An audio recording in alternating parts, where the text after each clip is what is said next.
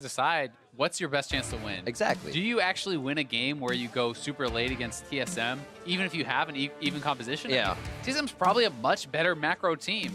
Maybe Right. your best shot really is, hey, let's draft winning lanes, let's draft a jungler who can invade, and hope that you smash them. Yep. Take him down fast. Hope they don't see it coming. Zach, Talon, almost said Talia. Talon ban.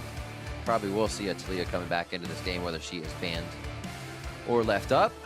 The team's probably taking their time here to make sure they get everything they want. Nothing missed. And not that many tank bans coming through just yet, so we'll see what all gets over to first pick. People have had some pretty different options. We've seen Caitlyn first picks. We've seen some of the powerful supports like Thresh early first pick. We've seen Kalista first pick. We've seen Cho'Gath and Zac and Maokai. And so there's a lot of different options for that kind of first pick, and it really depends a lot on what you're prioritizing. Again, we're in this situation where multiple of the OP tanks are still available. You'd expect Maokai to be selected. Maybe FOX says, hey, okay, we'll ban that out because of that. But then there is still Kalista, there is still Thresh, things like that. You can even go for Cho'Gath. I'm not sure that TSM is really playing it. That is one of the champions that I think is super OP that not every team is on just yet. But some teams are playing it and are prioritizing it extremely highly. Oh no, they didn't ban Yasuo. What's going to happen? It's not going to get picked. Spoiler alert. Ah, you're such a good analyst. No, thank you. Thresh getting locked in for Biofrost. Plays from the bot lane to be coming in here in the very near future. And what is the answer? They're usually okay with picking the top and just kind of hanging out, not showing too much with that flex top. I mean, you certainly can go to the Cho'Gath. I'm going to stop talking about that because it seems like none of these teams are interested in playing him. Either way, we could see bot lane going in. Ooh. We saw a priority on Kalista from them last game. That could go something like Blitz Kalista. I think that is a solid duo bot lane if they want to keep that away from double lift. They certainly have the option there. And Trundle is a pick I wouldn't mind talking a little bit about because I think it's something that should come back into the meta, in a tank meta, because his ultimate, is so powerful into these tanks. You can shred them up and makes you the super tank in the fight, and also is essentially providing a massive amount of like armor pen and magic pen against these guys. He's one of my favorite pickups because then he starts to flex around as well. Sometimes when they grab a bunch of tanks, you see him at support. It's pretty tricky to have your damage reduced a little bit. What's going to happen? Is it the pick? Yeah, they're going to take it away. It's either Blitz Kalista or they take the Kalista Thresh. That feels a little bit better to not give it up. Yeah, I mean, Kalista Thresh is kind of considered the premier Kalista 2v2 lane. Has a ridiculous amount of kill pressure, a lot of utility, and once you're 6, I mean, you have not only the Kalista ultimate to save the Thresh, but you have the Thresh Lantern to save the Kalista. So this really has it all. And generally speaking, people do not want to give over that bot lane to their opponents. That's why TSM banned out Thresh in the first game. They did get, the Braum Kalista, but it's something that's not quite as powerful. So now FOX certainly going to have a tough bot lane on their hands. And if they don't pick their AD here, they have the ability to actually target that and try to put them on some sort of champion that they really think they can abuse. Froggen decides to take that Corki Acadian back to his Kazakhs. See if he goes skirmishers once again to try and get under the skin of what would be Svenskeren Gragas, we would think. Yeah, likely going to be Svenskeren Gragas, but again, flex picks. This can go top, this can go jungle. So it could be either. You are expecting Froggen to be playing this Corki mid lane, but there is a possibility that it could go AD carry as well. So we'll see where TSM is actually going to focus their picks and bans. I can see that. Or think of MASH, I think of like Kog'Maw, Corki, a few of those AD carries. The Rumble pick to me tells me that it's more likely right now that they're thinking of playing Gragas top because Rumble actually is a very good matchup, generally speaking, into that Gragas. So that could be something that they want to try to deal with. Also, I mean, just really if you want to play any tank, that is something that Rumble deals pretty well with in the early game, can push you in pretty heavily. Jax was banned out last game as well. As you can see, Rumble taken. What is the final ban here coming from TSM? Might be just at Brandini to make sure he doesn't have too much in that top lane. Yeah, certainly possible. Oh. But they are going to do one of... I think this makes some sense, right? Yeah, if you feel like, hey, ban out one of the AD carries that is A, very effective late game, and B, that maybe could actually survive in the early game, and MASH is going to go to the Draven. Okay. Wow. And this is a super aggressive bot lane here. I mean, even just with these 4 picks, it actually doesn't matter what the last pick is for Echo Fox. They're all in on the early game, essentially. Heck yeah. Like, with Blitz and We said, Draven, are they going to do it again? Yeah. I mean, Blitz, Draven, you have Kha'Zix early invading jungler. You have this very powerful laning phase, but if you are not effective in that laning phase, then it's going to be tough. You usually don't get that, like, abrupt of a kill lane in LCS. I mean, Kalista Thresh obviously has a potential to kill, but this one just gets into lane and they're going to keep hitting you with axes, keep trying to pull you. They got the work cut out for them on the side of TSM, as the final pick coming through could be that Talia. Bjergsen feeling comfortable on it coming out of game 1. They already have that Jarvan locked in. I mean, if it ain't broke, don't fix it. You called it. That They can go right back to this combo. This is the same solo laners from the first game. And you can certainly expect them to look for the same sort of plays, right? To be able to spread out the map and look for that. Camille is going to be the pick here for Brandini. It gets through. That is a pick you expect to be able to outscale and out 1v1 Haunter in the later stages of the game, but he has to get there, right? And that's certainly something that does give them a later game win condition if you can get this super strong split pushing Camille. But that being said, I mean, a lot of focus has to be on the bot lane, right? This is a Blitz and a Draven who are going to be hyper aggressive, taking the Ignite for now, and it's going to be tough for Doublelift to actually trade into the Draven because Draven's short trades are so much more powerful. And if the Kalista ever gets hooked in early, that could be pretty devastating. Even Biofrost on the Thresh does have to be somewhat careful. But if they can play this safe, wait for their jungler to come down, that's certainly something that you can look to take advantage of. It's always interesting when a team kind of has that factor of being better in the early game, so they continue going for those early game compositions. I love seeing it because they kind of put themselves on that line. It's always a bit more pressure. Hashtag TSM win, hashtag Fox win. We'll see if Echo Fox can keep this series alive. And one thing that is going to work up against them a little bit in the early game is you expect Jarvan to be able to push in the Camille, generally speaking, so they don't have all pushing lanes anymore. You know, we saw the first invade coming out of Kha'Zix from Acadian in game 1 was because Rumble had top lane pushed up and he evaded Rumble and Kha'Zix, go push out Svenskeren. This time, if the Jarvan is pushing in your Camille, then it's much scarier to invade on that top side because Jarvan will respond first. So they're going to have to be cognizant of that, and we'll see how Acadian can play around this if he decides, you know, to maybe go for that Tracker's Knife this time if he doesn't feel he can invade. All right, we are on to the Rift for game number 2. TSM now on the blue side, Echo Fox coming down from the top side of the map on red. And we have basically the same comp we're looking at here from TSM with just a few changes in that AD carry and jungle position. Still basically the same kind of abilities you get out of it. Yeah, long range and a lot of damage. Essentially, they have the double front line. They still have Bjergsen on the Talia, and they have their bot lane, obviously a little bit different there, but still, generally speaking, it's a similar type of composition. I would say the scaling's not quite as good, you know, on someone like the Gragas compared to the Maokai. The Maokai is certainly a superior pick, I think, but Gragas does offer a ton of playmaking, offers, I think, more early pressure because of that, and also the ability to knock people like the Draven in later in the fight. So we'll see if they're going to be able to pull off any early plays with that. Minions have spawned. TSM trying to deny the actual Wraith Ward Brush, and they're looking to actually move forward here. Have been spotted, though. So both teams are trying to kind of play around this now. TSM last time was able to actually deny the Wraith Ward, and now they're going to go for kind of this super leash that we have talked about, where you start leashing this, and then the bot lane backs off and starts leashing the red buff. Then they go over for that. And look where Gate is actually setting up. Gate sitting in the Dragon Pit. He's hoping that TSM bot lane takes the greedy path here. Then he will try to hook Doublelift over. And they're going to try to go for a play here. Or Biofrost. He does look in Biofrost. So Biofrost has to flash now. 100% he has to flash. Fantastically played. Really nice. 1-2s.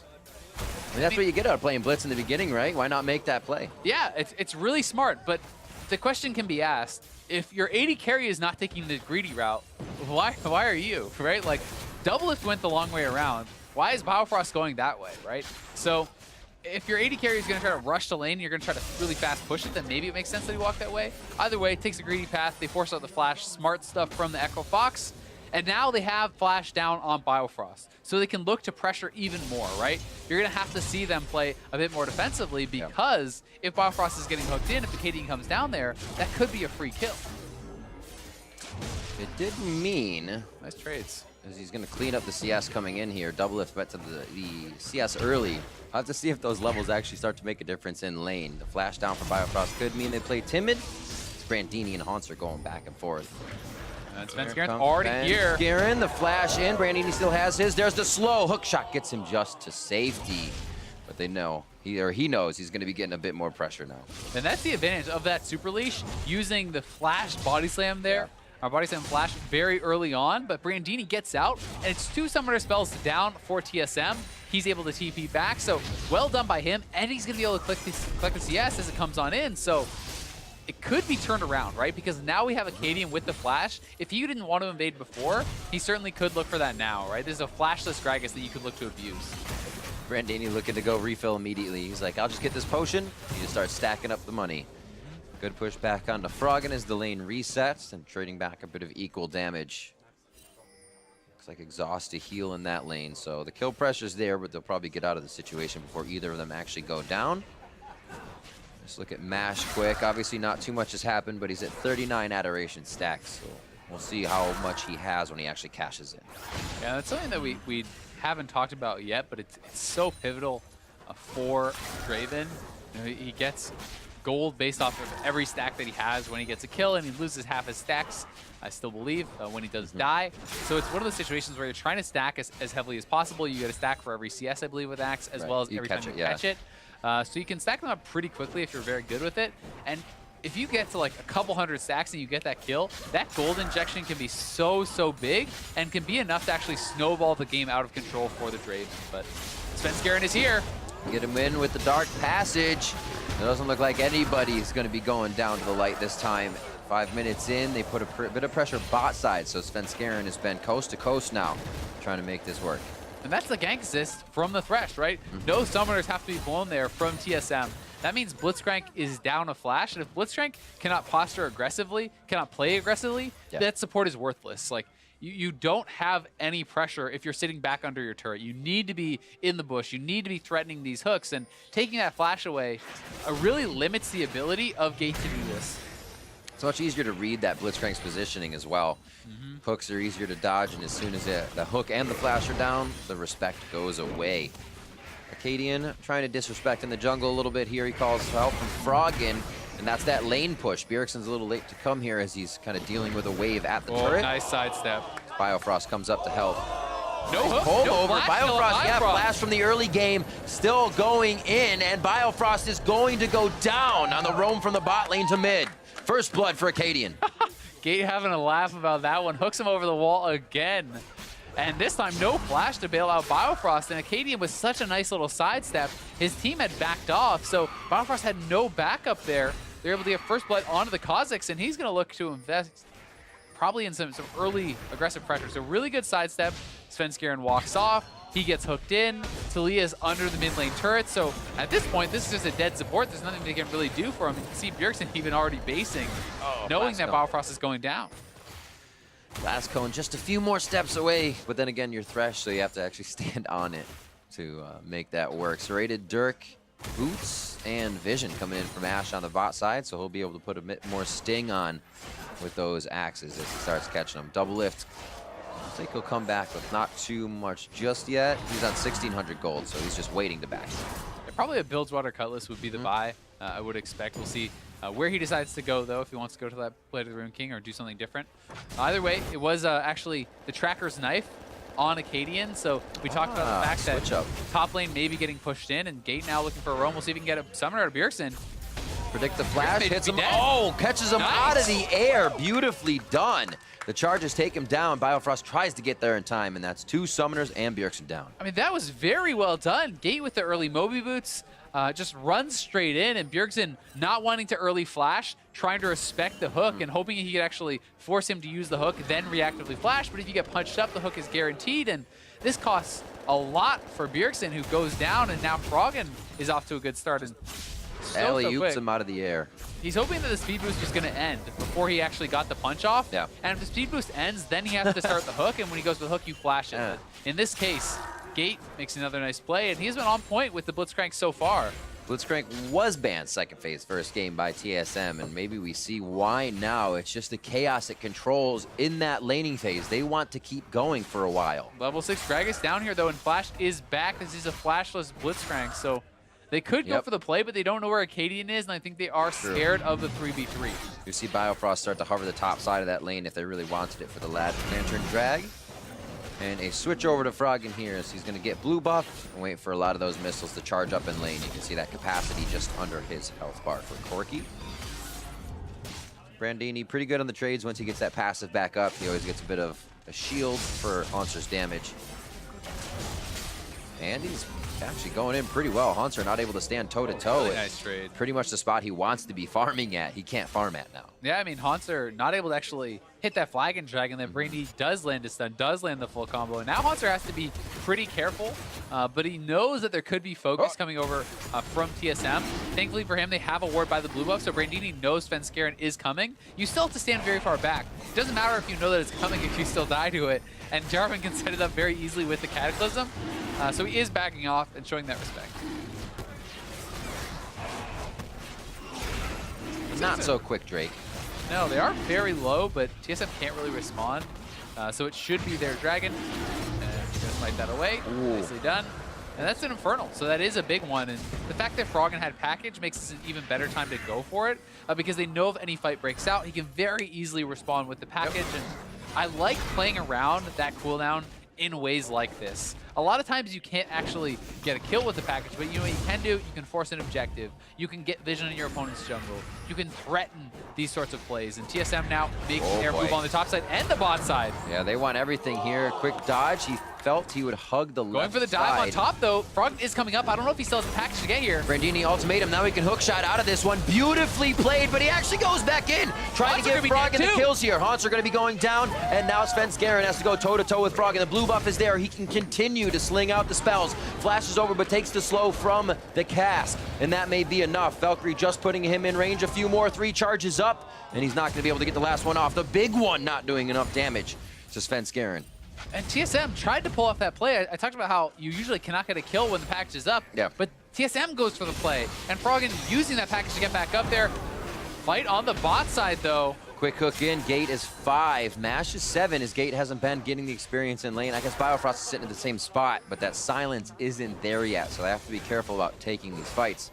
Doublelift can just keep dancing around. We'll see this top fight again. And the reason Froggen gets there so fast, that's the package. He utilizes the package to get up from mid lane, and then really nice dodge on the body slam from Brandini. They go straight over onto Bjergsen. Bjergsen took aggro on the turret, so multiple mistakes there from TSM. Svenskeren should have been the one tanking that up so Bjergsen could actually finish off the kill, but they notice the turret is on Bjergsen. Immediately, ultimatum goes down on him. They focus him down. Very good target selection and play from Brandini and Froggen. And TSM probably shouldn't have gone for the play in the first place when packaged up, and B, should have had aggro on a different player.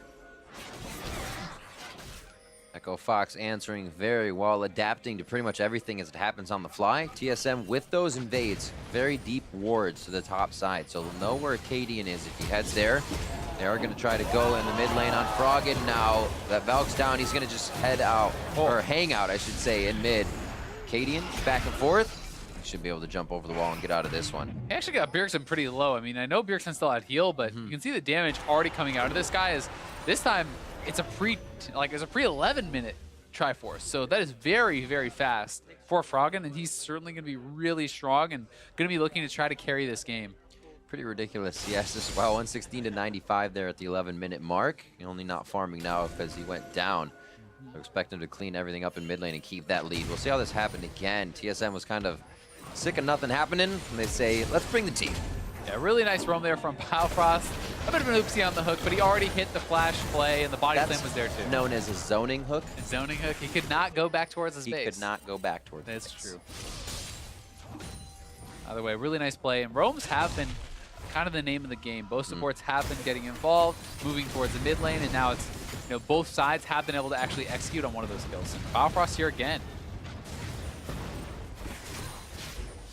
A lot of wards on the side of Fox. They can't even really enter this dragon side. Infernal, they want to stop that second one, as it were, to come up. Still has quite a bit here, but TSM is making quick work of that vision. They moved it from top now to bottom to prioritize here. And MASH sitting at 270 or so stacks. Going to be Ooh. going back and looking for a Ghost Blade here, I imagine. Could be Dust Blade too.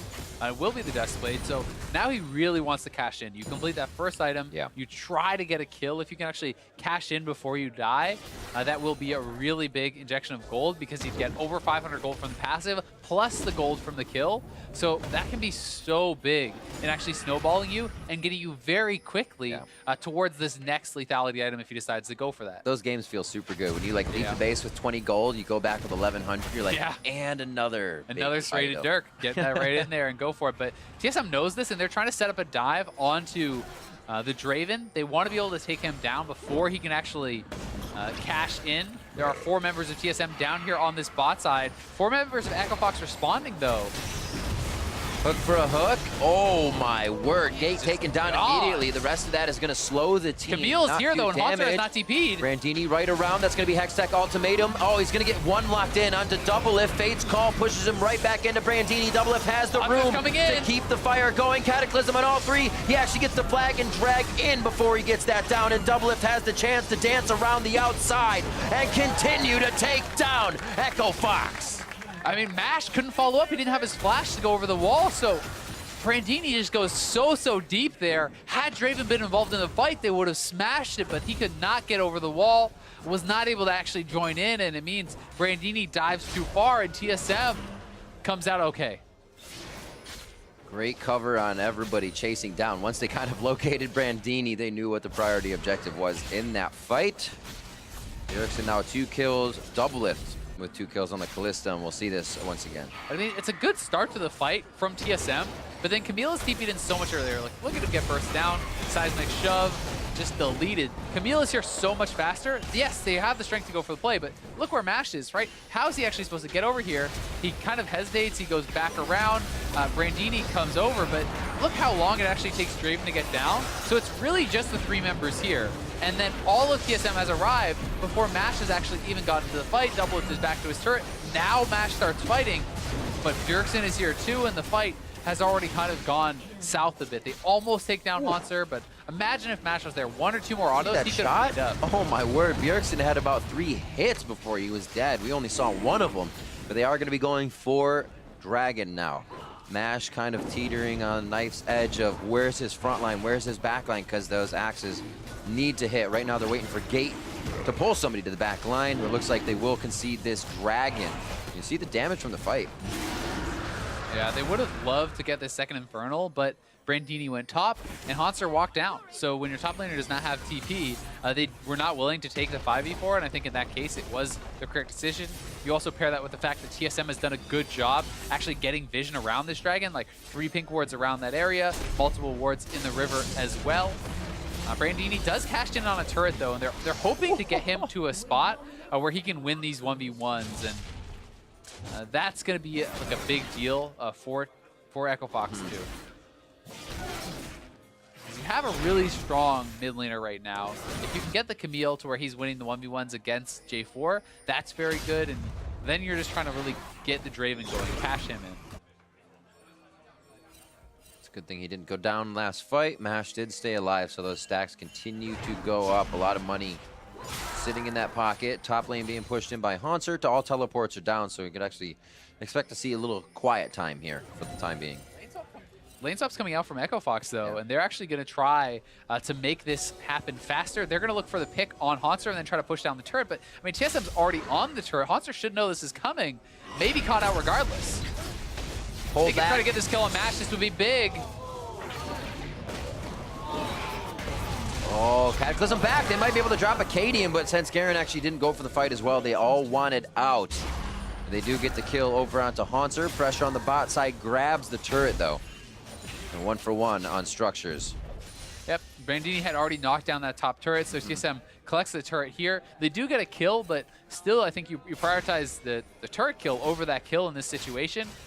If you had cashed in MASH, maybe that changes up the math because that is so much extra gold injected in.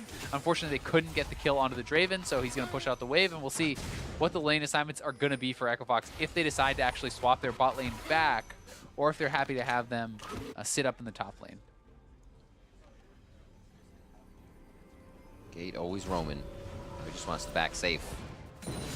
Good wards push forward here from Fox. Helped Froggen stay on these last few minions in the mid lane because it's quite quiet for him. He doesn't have too many teammates that would be able to help at this point. And they need to keep him alive. There's good damage coming from Acadian and Froggen. Those two huge in this fight until they can get Mash going. And that's what we're waiting for. Fox can usually control this a portion of the game and before this, but this is where TSM usually starts to out macro them once they get back onto the map. Yeah, 20 minutes. To Echo Fox's credit, these are some of the best early games they've shown lately, because while they traditionally have been a good early game team, in the last couple of weeks they have not.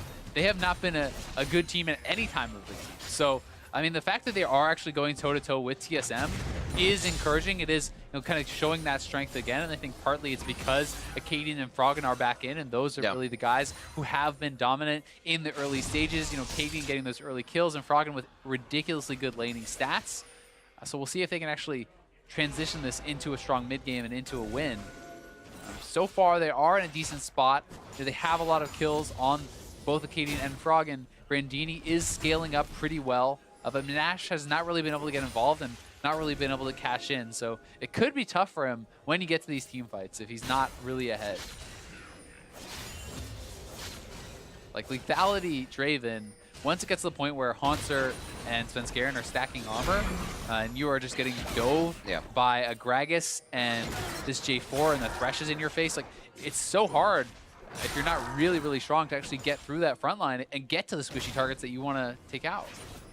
Bit of a spike here. Brandini now 2 Triforces on the team. We know Froggen has had his for the past 8 or so minutes with the clip that he farms at and able to grab his resources. Not too much of a gold lead. 300 here. 30 seconds onto that Baron as TSM does start the Rift Herald. I thought this was going to go to the wayside this game with the pressure. But TSM using a little bit of that macro to stretch the map thin are going to get this one without any contest. I mean, they do a really good job of setting up vision around where they want to play. You know, when they wanted that last Infernal, we pointed out 5 or 6 wards in the bottom side river. Now they wanted the Rift Herald. Look where all their warding is, all the way up into the jungle near the red buff. They have a line of pinks, 3 pinks across that river, so they know they're safe to do this. They're doing their due diligence, great preparation on the vision, on the warding, that lets them know, hey, we're safe to actually take this objective right before it goes down. Ooh, nice sidestep. Sidestep or myth? I'm just kidding. A little bit of both. Little. It's always a little bit of both. Takes 2 to tango. Yeah, exactly. When I see them moving like that, I like to give the credit for the dodge as opposed to just the straight up miss. But I always thumbs up. I always thumbs up the aggressive dodge, the forward dodge. Well, Brandini's won the fight now, and Haunts are going to be taking a lot of damage here. The who's in whose head on this fight. Oh, Froggen making it a 2v1, and Doublelift can't get there in time. Late to the party.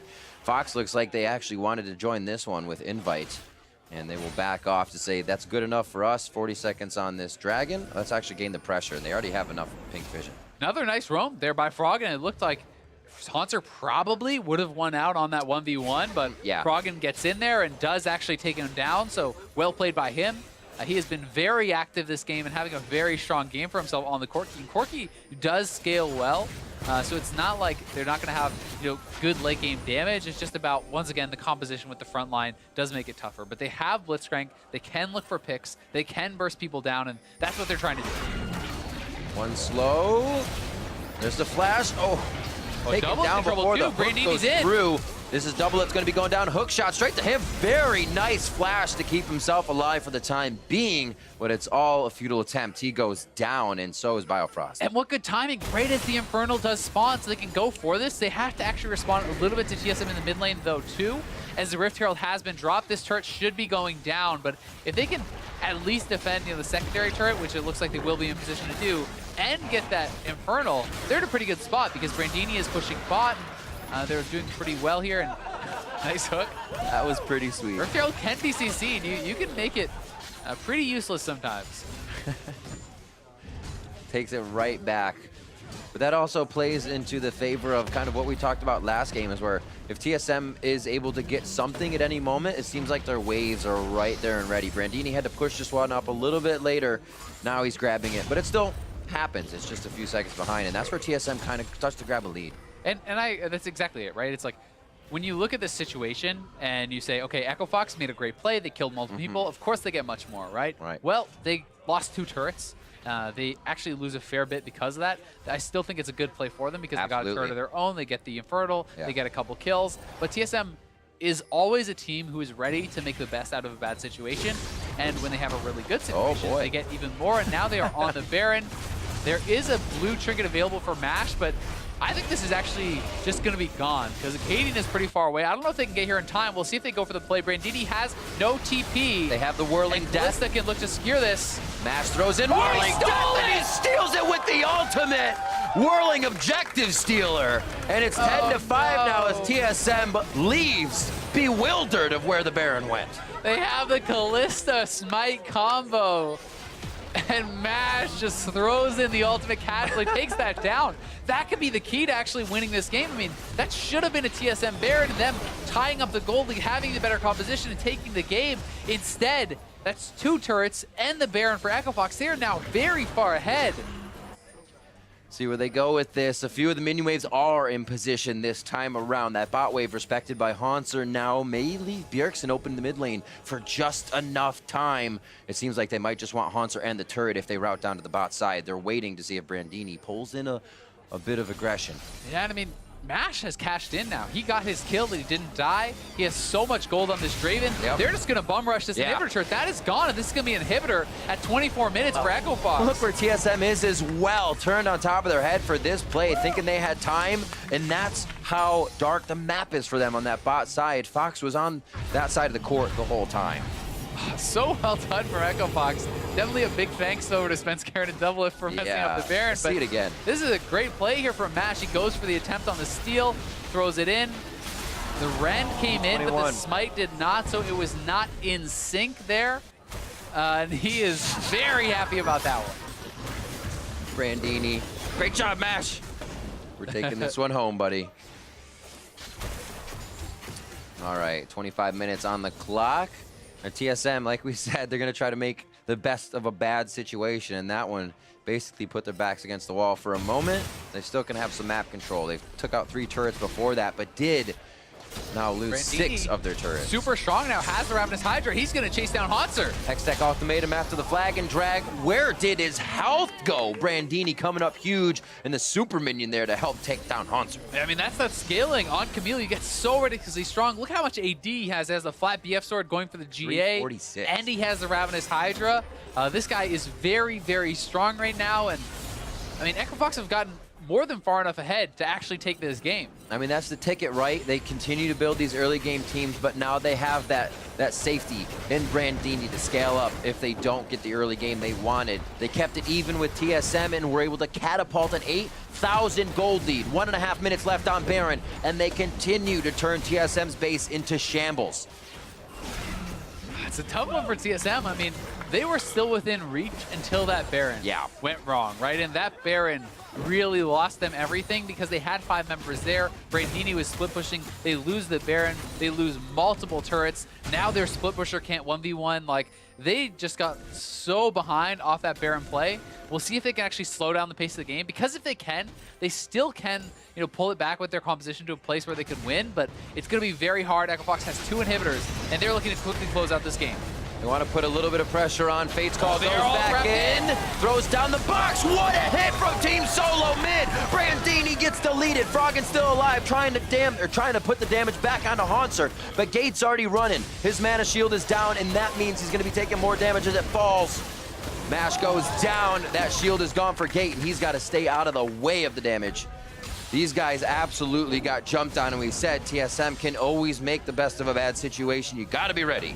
Yeah, what a good combo there from TSM. Great engage, but their base is under pressure from these super minions, so Bjergsen needs to get back and defend this. Should be able to keep the turret alive, you would expect. They will be able to do so. Either way, this just buys them a bit of time. It's a good play, but it's a 3-for-1 in the kills, and they are still massively behind. Waves are still crashing in, and Froggen is going to be able to go back and buy, and these guys are so strong. How long have they been out? About 1,500 to 1,300 in some pockets, as we see this fight one more time. The Weaver's Wall was just so sick. Into that face call, knocks up 4. They had the Talia combo on multiple. Svenskeren in there for a great ultimate, but look how fast. Doublelift actually got deleted there by Froggen. He went down in almost an instant, and then Froggen doing a good job kiting back, able to chunk some of these guys out. They do take down MASH, but Echo Fox does not get completely routed there, which was certainly important. If you go all 5 kills, TSM can get control back on the map, but TSM needs to continue making good plays like this. The next Dragon, they should not fight for. They should be playing around their minion waves, and Sven looking for a pick, though. Can't stop, won't stop. He's got Hansa right behind him. One more body slam in just a few seconds. MASH uses the adrenaline rush to get himself some distance just out of range of the body slam, but he's got 5 members chasing him down. They're chasing so far, though. Brandini's in the base, and Brandini's going to go for the end. All Echo Fox has to do is delay now. If they can stop these bases, Echo Fox wins the game, and Acadian does stop the base, and I don't know if Hanser can do this by himself. We'll see. There's one hit. He can't take too much damage from the turrets. Brandini needs to work the minions in. He might want to get back with his team is what they're saying. Double Echo Fox close did a to bad going fight, down. though. Acadian hops out of that one. Gate's going to be able to take one down. Can he get another one? That kill actually going over to Acadian before he went down. Gate not coming up with much more than grabs here. It's still a 2v1 as they teeter back and forth. TSM on the wrong side of the fight, and Brandini going for the Nexus as they are coast to coast in what's happening right now. He's got the GA, so he's coming back up with super minions right behind him. Tries to get the last bit of armor. Hextech ultimatum as he feels like he can drop Hanser anyways, and it's Brandini taking the game for Echo Fox, and the team behind him all the way there. What an end to that game. That was insane. TSM chasing so far on the MASH, and they can't actually lock him up with their CC, unable to hit the flag and drag, unable to get him knocked back into the team, and they got stuck over in the enemy's jungle. Only Hanser could get back to base, and at this point, he has been outscaled. He's not